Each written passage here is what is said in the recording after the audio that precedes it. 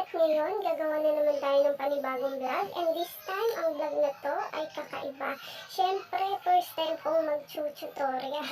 So, ang dami kasi nag-aas sa akin ng mga friend ko kung paano daw ba ako nag-start mag-YouTube or paano ako gumawa ng YouTube channel. So, syempre, bago ka mag-vlog, kailangan meron ka munang YouTube channel, may account ka muna kay YouTube.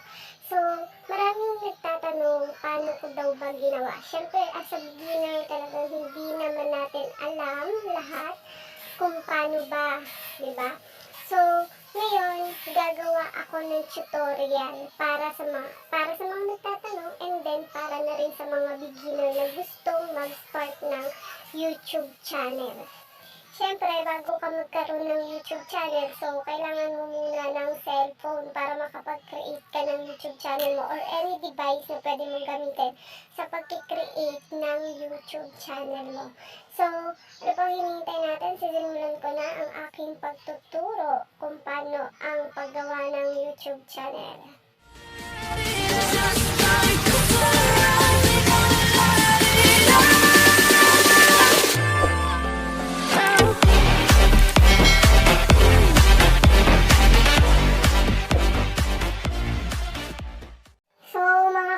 Para magkaroon ka ng YouTube channel, kailangan meron kang Gmail account.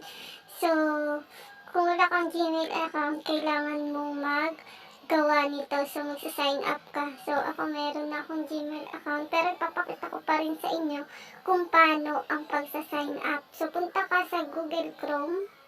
Yan, Google Chrome. Tapos, search mo sa search bar ang gmail.com or Gmail sign up. Ayan, meron na akong nakalagay dyan.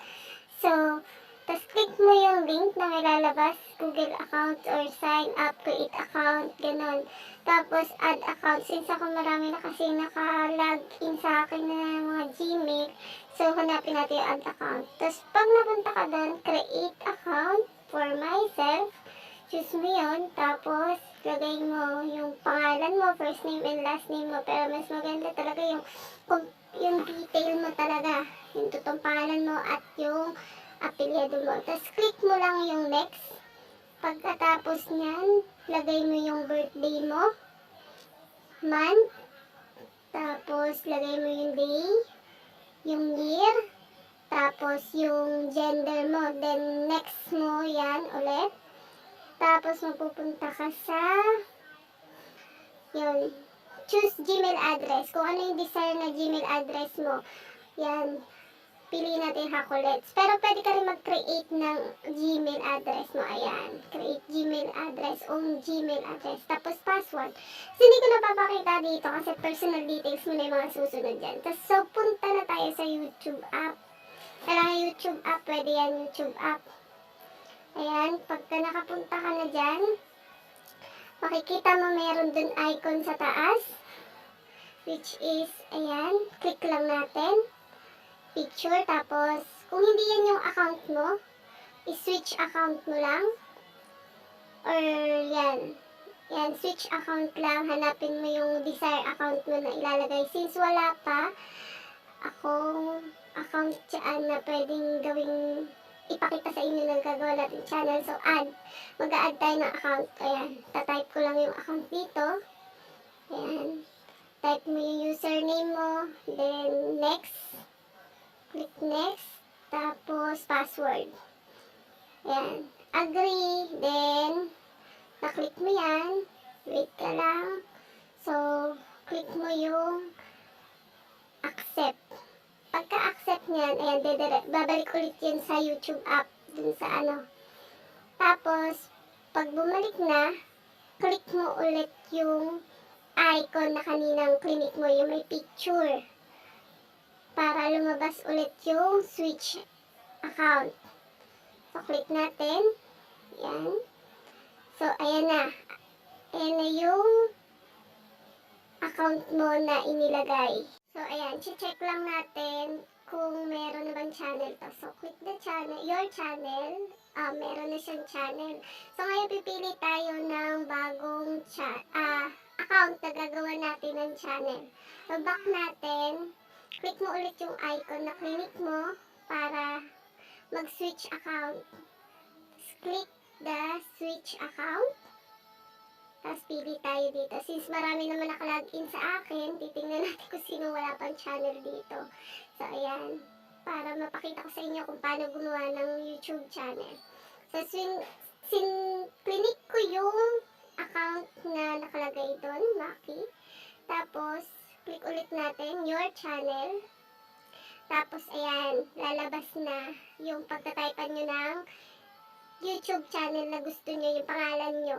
So, lagay nyo lang dyan yung pangalan ng YouTube channel na gusto nyo. O yung desired YouTube name nyo. Dapat catchy. So, ayan, nakagawa na tayo. Ayan, Maki Hamisola pa rin. Ayan, tapos nakikita nyo, diba? Ayan, nag-change na siya. Tapos kung gusto nyo palitan pa rin yung YouTube channel name nyo, ayan, pwede nyo i-click yung setting yung kanina na bilog. Tapos palitan nyo ulit kung ano yung gusto nyo ipalit. Ayan. Palitan natin katatawanan. Ayan, cancel ko na lang kasi pangit.